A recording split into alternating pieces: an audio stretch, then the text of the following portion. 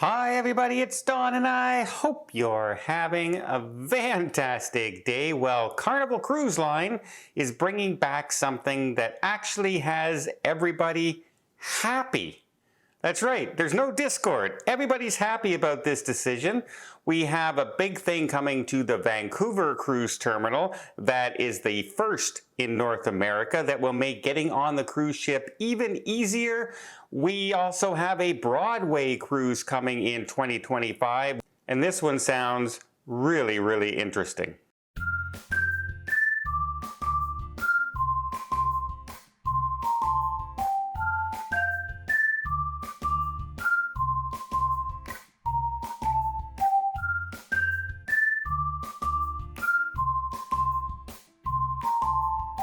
That's right. Most cruise lines nowadays, when the pandemic hit, they had to cut a lot of things, right? We stopped in-person muster station drills. They cut back on who was handling the food in the buffets.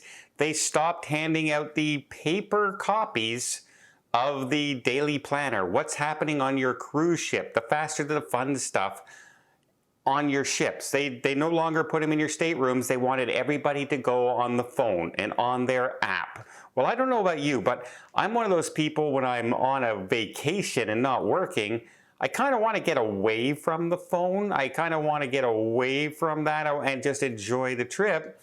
And if you're always on the phone to have to check what to do and what things are happening, it can kind of take away from your vacation a little bit. When you see everybody just sitting around looking at their phone trying to figure out what to do. Well, Carnival has now brought back, very quietly, the paper transaction. It is now back in everybody's stateroom. You can also pick it up at the coffee shop and at the guest services.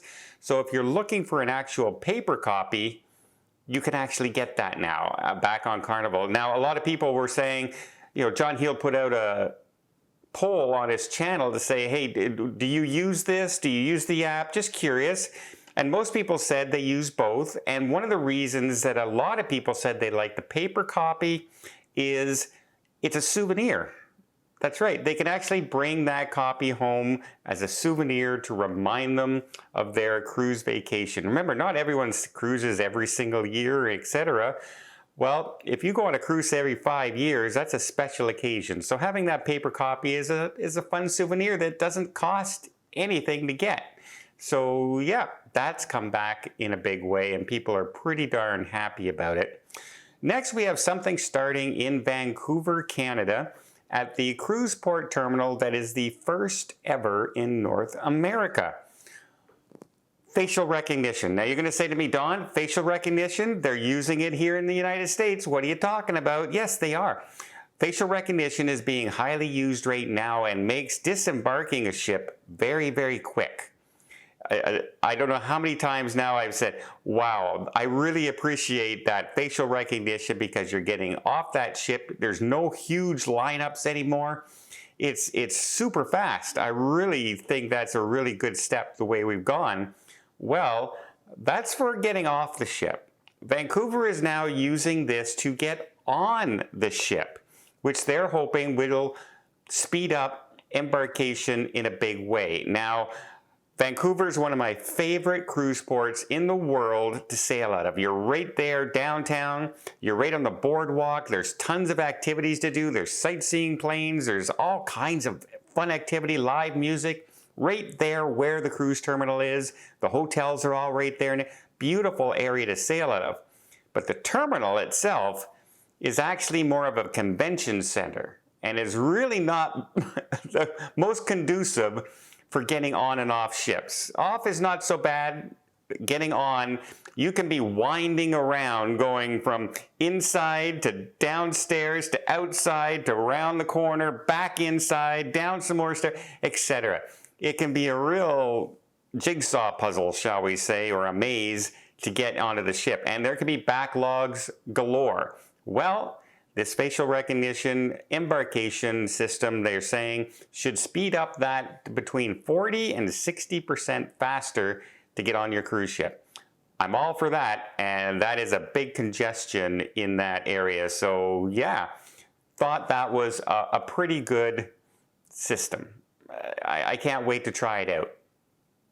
Next in 2025, you're going to see a Broadway cruise. Now, it's apparently the third time that this cruise is going on.